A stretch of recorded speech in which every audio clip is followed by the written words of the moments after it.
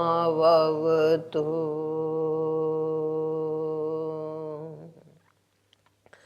सहनौ भुनक्तु सह वीर्यं करवावहै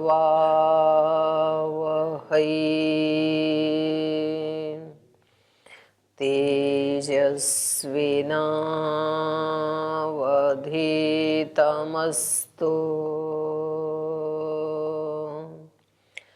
मा विद्विषावहै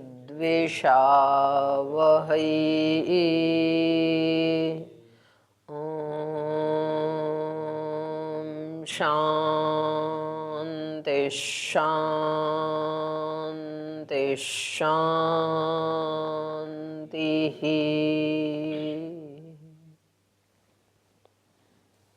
सूत्र पाठ। अथ तृतीयोऽध्यायस्य चतुर्थः पादः।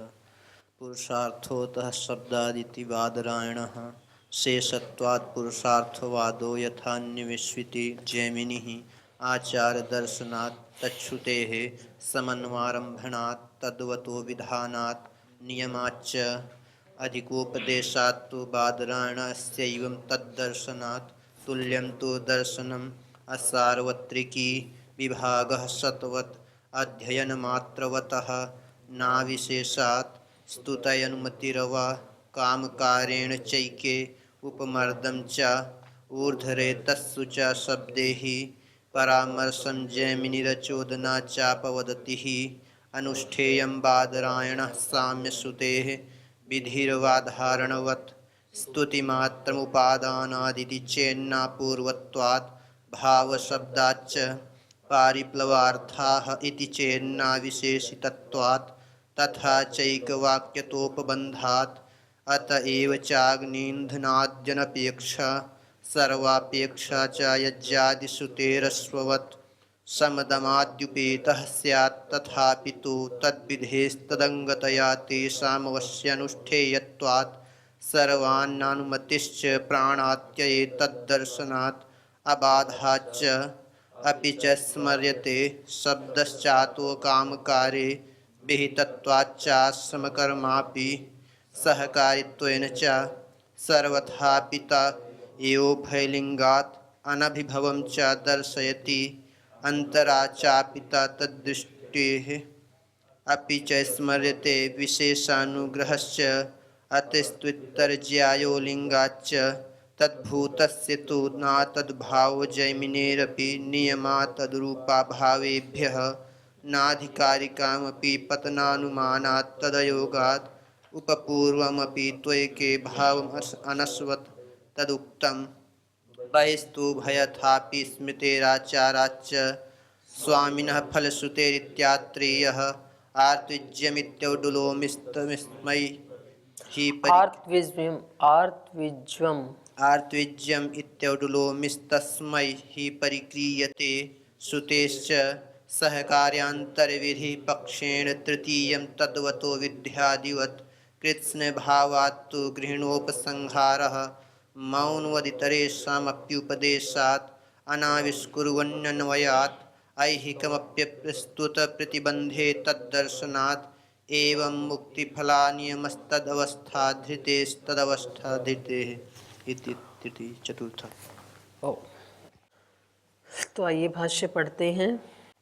वेदांत दर्शन के तृतीय अध्याय का चतुर्थ पाद। और यहाँ पर कल प्रसंग ये चल रहा था कि सभी को अपने वर्ण आश्रम के जो नियत धर्म हैं उनका पालन करना चाहिए।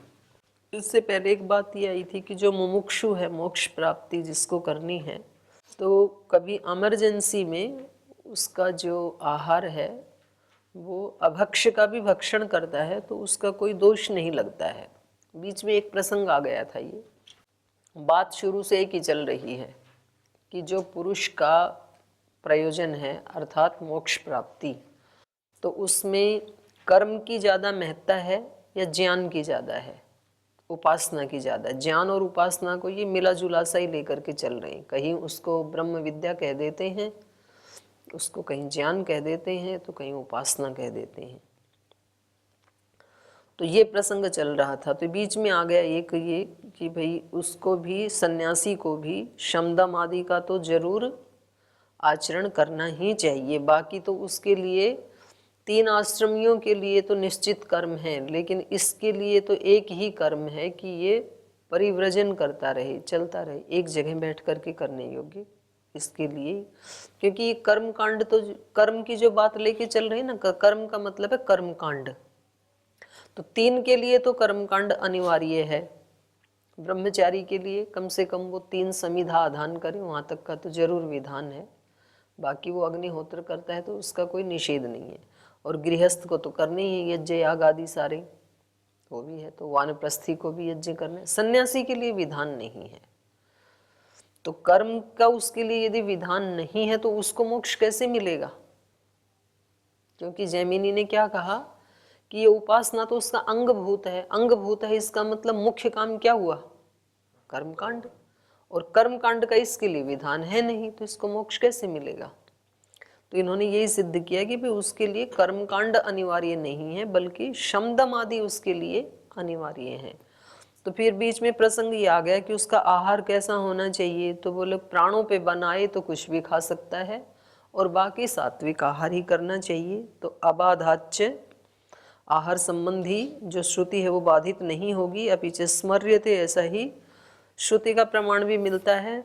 शब्दश्चातः अकामकारे, तो कहा कि इसका शब्द प्रमाण भी मिलता है यथेच्छ भोजन न करने का, माने प्राण पे बनाए उस समय ही कर सकता है, हर समय ऐसे मन मर्जी का कोई आहार ले तो ये अनुमति सन्यासी को भी नहीं है।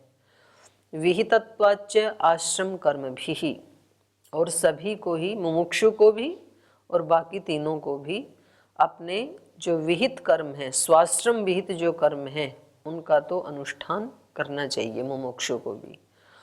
तो सहकारित्वेन च, अपने विहित कर्मों का भी अनुष्ठान करना चाहिए, और उसमें जो सहकारी हैं दूसरे आश्रमों के, उसका भी करना चाहिए। जैसे सन्यासी के लिए विहित कर्म क्या है? शमदम आदि, और सहकारी क्या हो सकते हैं?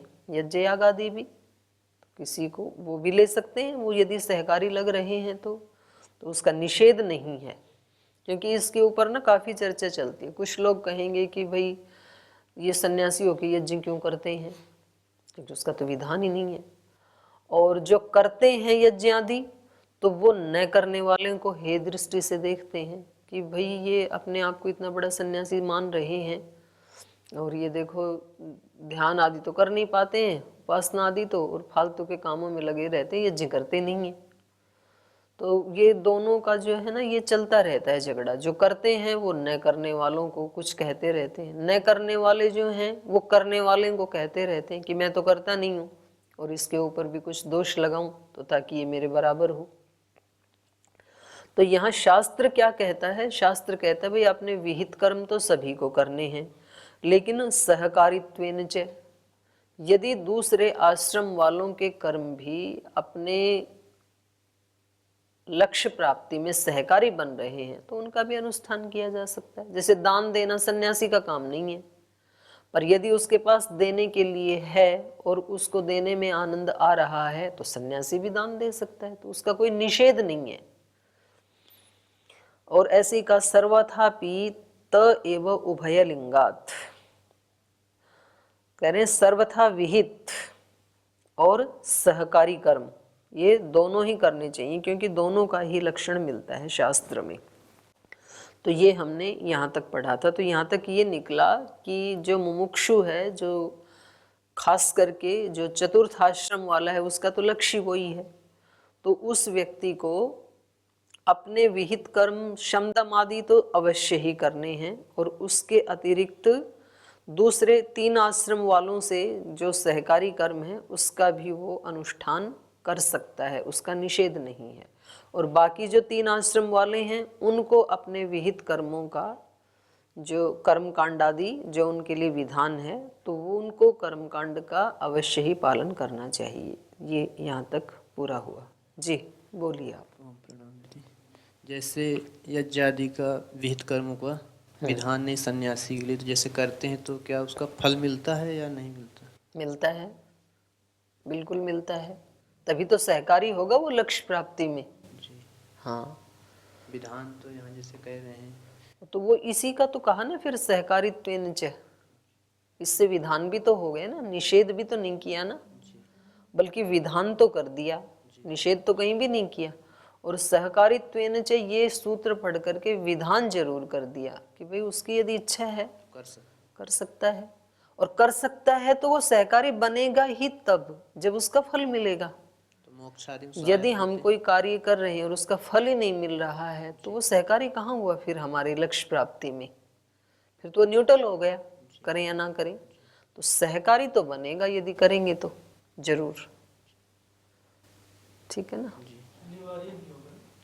अनिवार्य नहीं है, अनिवार्य। अनिवार्य नहीं है वो, ठीक है। उस समय अपना ध्यान भी कर सकता है या शमदम आदि को बढ़ाने के लिए चिंतन मनन कर सकता है, उपासना कर सकता है, या ज्ञान वृद्धि के लिए स्वाध्याय आदि कर सकता है, वो उसकी मर्जी है, ठीक। तो चलिए आगे चलते हैं। तेषाम आश्रम धर्माणाम अनुष्ठाने अन्यो हेतु रुच्यते।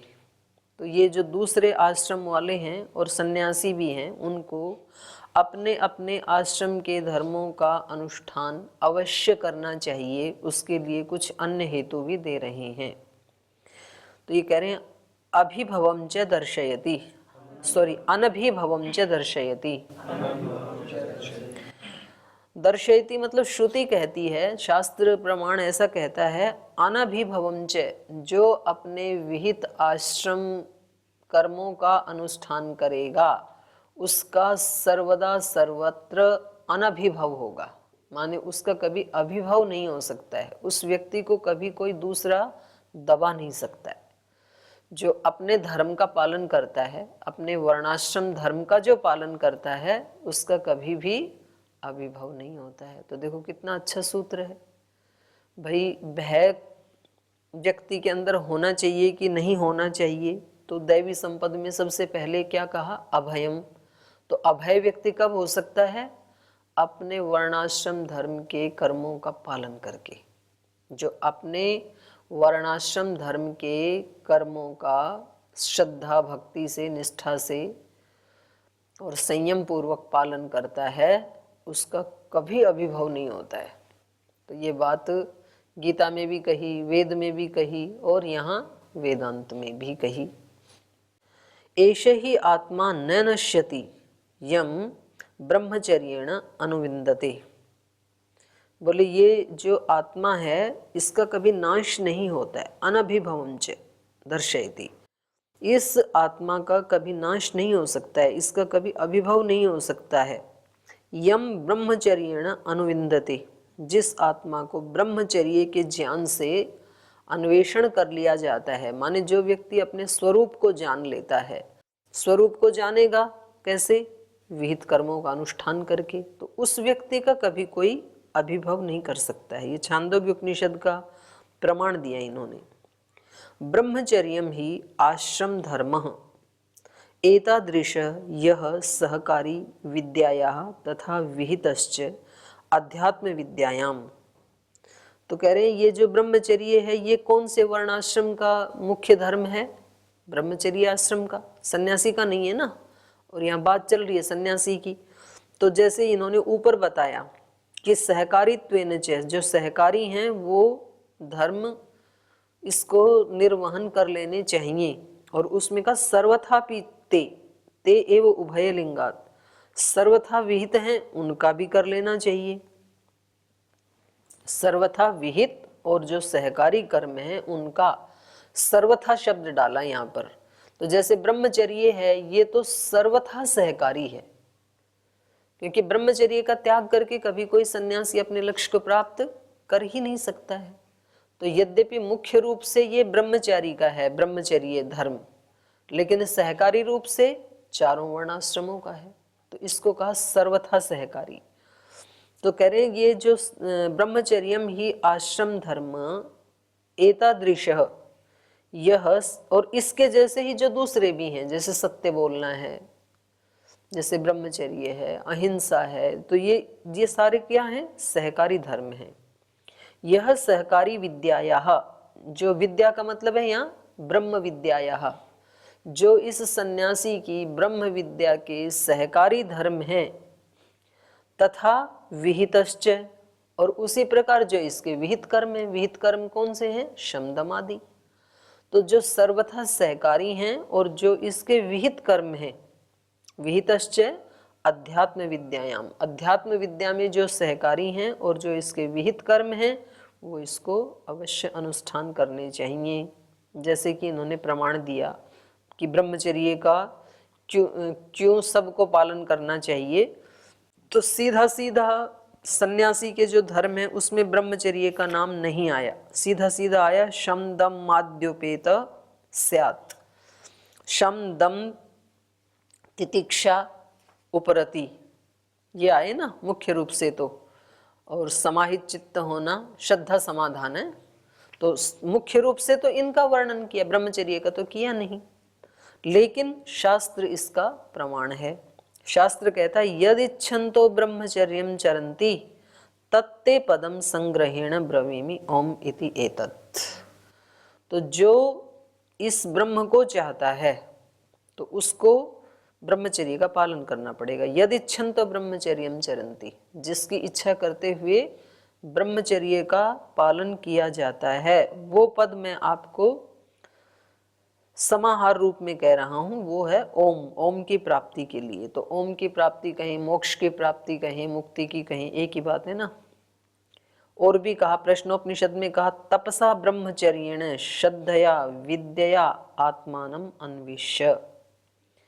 तो जो सन्यासी है, जो मुमुक्षु है, उसके लिए यहाँ पर तप का भी विधान कर दिया, ब्रह्मचर्य का भी कर दिया, श्रद्धा का भी कर दिया, और विद्या का तो उपासना कर ही रहा है ब्रह्म विद्या के लिए। तो श्रद्धया विद्या आत्मानम अन्विष्य, तब वो कहीं मुक्त होगा इस मार्ग, इस सहकारी कर्मों को करते हुए। तेन एतेन आश्रम धर्मेण आत्मनो अनभिभवम श्रुति ही दर्शयति। तो कह रहे हैं ये जो इस प्रकार के जो प्रमाण हैं, तेन एतेन आश्रम धर्मेण, ये जो सहकारी धर्म हैं, दूसरे आश्रमों के जो धर्म हैं और सन्यासी के लिए जो सहकारी हैं, उन सब का पालन करते हुए, अपने विहित कर्मों का और दूसरे आश्रम वालों से सहकारी धर्मों का पालन करते हुए, अनभिभवम दर्शयति श्रुति ही, इसका कभी अभिभव नहीं हो सकता है। तो यहाँ अभय हो सकते हैं ना व्यक्ति, मैं अपने धर्म का पालन कर रहा हूँ तो मुझे पूर्ण विश्वास है कि मेरा कभी भी अभिभव नहीं होगा।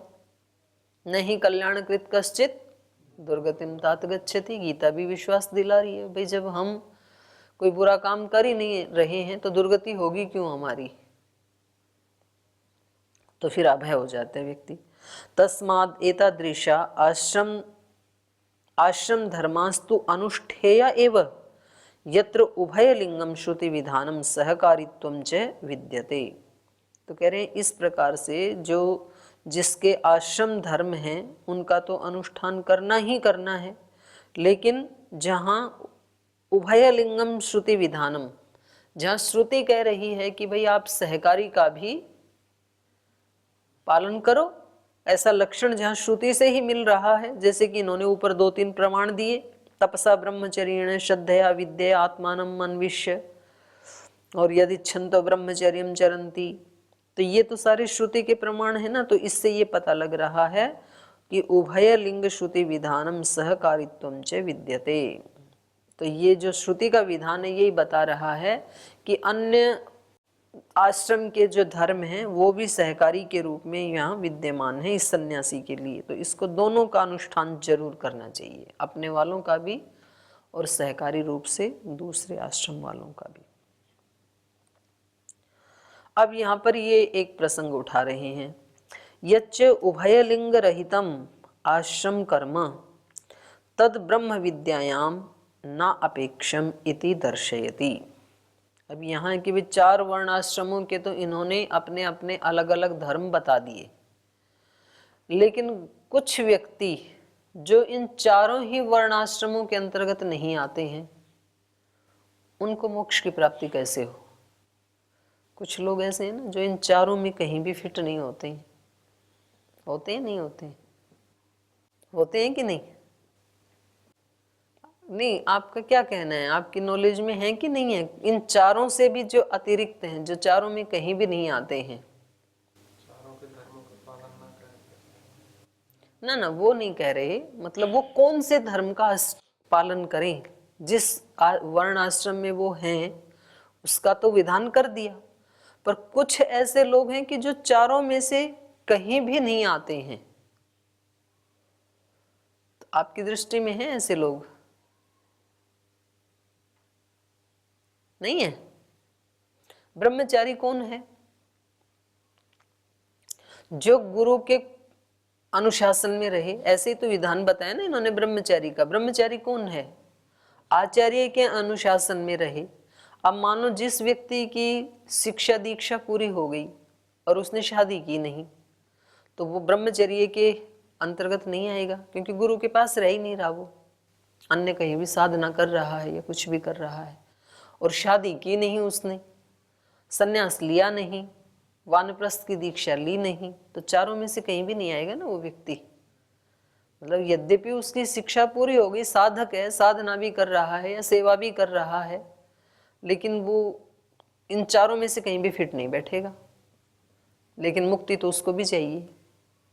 ठीक है। कुछ व्यक्ति ऐसे हैं कि जिन्होंने शादी तो की, या किसी ने शादी भी नहीं की और गुरुकुल में कभी आए ही नहीं, लेकिन वैसे उनका आचरण आदि अच्छा है। ऐसे भी तो बहुत मिल जाएंगे ना आपको। तो उनको आप ब्रह्मचारी नहीं कह सकते, अविवाहित कह सकते हैं। ऐसे तो बहुत लोग हैं समाज में, पुरुष भी हैं महिलाएं भी हैं, तो ब्रह्मचर्य आश्रम में नहीं आ सकते हो, क्योंकि ब्रह्मचारी तो वही है जो गुरु के गर्भ में रह करके, गुरु के निर्देशन में, गुरुकुल में जो निवास करता है, उनके अंडर में रहता है, वो ब्रह्मचारी है। तो वो तो आए नहीं कभी गुरुकुल में, लेकिन उनको भी मुक्ति चाहिए, मोक्ष तो वो भी हैं। तो वो कौन से वर्णाश्रम के धर्मों का पालन करें? यहाँ पर जो 4 बताए थे। और कुछ ऐसे हैं कि शादी तो की, लेकिन मान लो किसी की पत्नी गुजर गई, विदुर हो गया, तो अब वो गृहस्थ आश्रम के जो याग आदि हैं, जो अवश्य अनुष्ठेय कर्म हैं, तो नहीं कर सकता है, क्योंकि वो पत्नी के साथ ही हो सकते हैं। तो अब वो गृहस्थ आश्रम में आ नहीं सकता है, गृहस्थी नहीं होगा वो। ऐसे कोई बहन भी हो सकती है जो विधवा हो गई, पति नहीं है, या फिर दोनों होते हुए भी आजकल तो अलग हो जाते हैं, तलाकशुदा हैं, दोनों अकेले रह रहे हैं, तो उसको आप गृहस्थी नहीं कह सकते। गृहस्थी उसको कहेंगे जो पति पत्नी मिलकर के उस वर्ण आश्रम के धर्मों का पालन करते हैं, अग्निहोत्र आदि साथ मिलकर के करते हैं, वो गृहस्थ की श्रेणी में आएंगे, ये नहीं आएंगे। और इन्होंने वानप्रस्थ की भी दीक्षा नहीं ली। यदि ये दीक्षा ले लेते तो वानप्रस्थ की श्रेणी में आ जाते, तो ये वानप्रस्थी भी नहीं है। लेकिन मोक्ष तो चाहते हैं, सुख तो चाहते हैं वो भी, तो इनके लिए क्या विधान है शास्त्र का?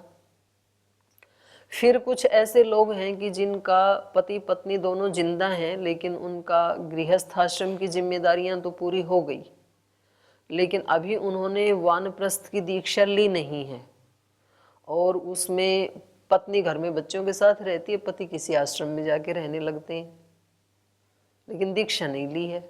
तो ना तो अब वो वानप्रस्थी हैं और ना तो गृहस्थ हैं, और ना ब्रह्मचारी और ना संन्यास लिया, तो चारों से बाहर हो गए ना वो। तो इस प्रकार से जो बिल्कुल बाहर हैं, ऐसे भी तो लोग हैं ना, तो उन लोगों के लिए किस धर्म का, मतलब किसका अनुष्ठान करें वो? उनको भी तो मुमुक्षुत्व चाहिए, तो उनको मोक्ष मिलेगा कि नहीं मिलेगा, ये बात आती है ना भाई। बाकी के लिए तो उन्होंने कह दिया कि अपने अपने वर्णाश्रम विहित कर्मों का अनुष्ठान करें, और जो सहकारी हैं वो दूसरों के ले लें। तो ऐसा करते हुए इस व्यक्ति का अभिभव नहीं होगा और ये मोक्ष को प्राप्त कर लेगा। लेकिन इनका क्या होगा? तो इसके लिए कह रहे हैं यच्च उभयलिंग रहितम। उभयलिंग माने अपना खुद का वर्णाश्रम धर्म भी नहीं है और दूसरे वाले का भी अनुष्ठान नहीं कर रहा है, सहकारी का भी नहीं कर रहा है, दोनों से जो रहित है, तद ब्रह्म विद्यायाम न अपेक्षम इति दर्शयति। तो ब्रह्म विद्या में उनकी गति होगी या नहीं होगी, जो दोनों से ही रहित हैं। तो कह रहे हैं कि कोई बात नहीं, दोनों से रहित हैं वो भी मुक्त हो सकते हैं, उनके लिए भी शास्त्र ने हरी झंडी दिखा दी है। अंतरा चापितु तद्दृष्टे है। अंतरा का मतलब है यहाँ चारों आश्रमों से रहित हैं, जो बीच वाले हैं, बीच मतलब चारों से भिन्न हैं जो। अंतरा चापितु, तो चारों आश्रमों के बिना भी तद्दृष्टे है, मुक्त अवस्था देखी जाती है, वो लोग भी मोक्ष को प्राप्त कर सकते हैं। अंतरा चापितु तद्दृष्टे है। आश्रम अंतराः अर्थात आश्रमेभ्यो वियुक्तानाम, जो इन चारों आश्रमों से वियुक्त हैं, आश्रमेभ्यो वियुक्तानाम अनाश्रमीणाम, जो किसी भी आश्रम में नहीं है, अनाश्रमीणाम चापि रैक्व वाचक्नवी प्रभृति नाम। जैसे रैक्व की कथा आती है ना उपनिषदों में, गाड़ीवान रैक्व, तो अब ना तो वो गृहस्थी हैं, ना वानप्रस्थी हैं, दीक्षा नहीं ली उसकी, ना सन्यासी हैं, तो किसी भी आश्रम के अंतर्गत नहीं आते। जैसे वाचक्नवी गार्गी प्रसिद्ध है, अब शादी उन्होंने की नहीं, लेकिन गुरु के साथ भी किसी गुरुकुल में वास करती नहीं है, लेकिन वेद विद्या का, ब्रह्म विद्या का प्रचार प्रसार करती हैं। तो ये बीच वाले आ गए ना, तो उनके लिए कहा यहाँ पर अनाश्रमीणाम चापि, जो अनाश्रमी हैं, चारों से रहित हैं, बीच वाले हैं। रैक्व वाचक्नवी प्रभृति नाम, तो यहाँ उदाहरण सुंदर दिए इन्होंने, रैक्वादि या वाचक्नवी गार्गी इत्यादि ब्रह्म ज्ञानस्य, उसी को खोला, ब्रह्म विद्यायाः उपलब्धिर दृश्यते, तो उनको भी ब्रह्म ज्ञान की या ब्रह्म विद्या की उपलब्धि देखी जाती है खलु उपनिषत्सु, उपनिषदों में। तो इससे निकला क्या कि भाई ये जो वर्णाश्रम धर्म है ये संसार की सुव्यवस्था बनाने के लिए हैं। मोक्ष प्राप्ति के लिए अगर इन चारों वर्णाश्रम धर्मों का पालन भी यदि कोई व्यक्ति ना करे तो भी मोक्ष को प्राप्त कर सकता है। यद्यपि उसके जो बेसिक हैं वो तो अनिवार्य हैं सबके लिए, उन्होंने बता दिया ना कि सन्यासी के लिए कुछ भी विहित कर्म नहीं है, लेकिन चंदम आदि तो उसके लिए अवश्य अनुष्ठेय है, और ऐसे ही ब्रह्मचर्य, श्रद्धा, तप ये भी अवश्य अनुष्ठेय है। तो ये तो इन अंतर वालों के लिए भी अनुष्ठेय हैं, ये बेसिक चीजें हैं। पर जो मुख्य बात है कर्म कांड की, तो उसके बिना भी मोक्ष पाया जा सकता है, क्योंकि यहाँ पर जो प्रकरण चल रहा है वो दो का चल रहा है कि भाई केवल उपासना से, ब्रह्म विद्या मात्र से मोक्ष मिल जाएगा या कर्मकांड करना अनिवार्य है। तो जैमिनी ऋषि का मत ये है कि भाई ये तो गौण है, उपासना या ब्रह्म विद्या तो कर्मकांड ही करना चाहिए, वो मुख्य है। तो यहाँ इन सूत्रों से व्यास ऋषि ने, क्योंकि दोनों ही तो मीमांसक है ना, ये वो पूर्व मीमांसा है, ये उत्तर मीमांसा है, तो खूब विश्लेषण करना दोनों का काम है। तो उनके मत के ऊपर विश्लेषण करके व्यास ऋषि ने ये बता दिया कि भाई जो इन चारों आश्रमों के बीच में भी हैं तो वो तो किसी भी वर्णाश्रम के विहित कर्म का अनुष्ठान नहीं कर सकते, याग आदि नहीं कर सकते ना वो, क्योंकि वो तो पति पत्नी से ही होता है, लेकिन वो भी ब्रह्म विद्या के बल पर मोक्ष को प्राप्त कर सकते हैं, और उसके उदाहरण भी इन्होंने दिए। तो अभी उसी का बता रहे हैं। सयुग्वतो रैक्वस्य अनाश्रमिणो ब्रह्मवित्वं प्रदर्श्यते स च उपदिदेशः ब्रह्म विद्यां बहुदायिनं जानश्रुतिम। तो कह रहे हैं सयुग्वत, सयुग्वत माने गाड़ी के साथ जो रहता है।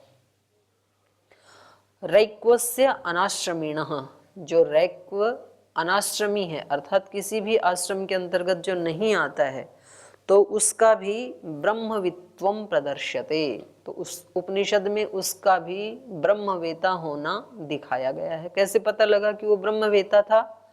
तो कह रहे हैं क्योंकि उन्होंने बहुदायिनम जानश्रुतिम ब्रह्म विद्याम उपदिदेश, बहुत जो लोगों को बांटता था, दान आदि करता था, ऐसा जो जानश्रुति राजा थे उनको उन्होंने ब्रह्म विद्या का उपदेश दिया। तो ये प्रमाण मिलता है। तो ब्रह्म विद्या का उपदेश वही तो देगा जो पहले खुद ब्रह्मविद है।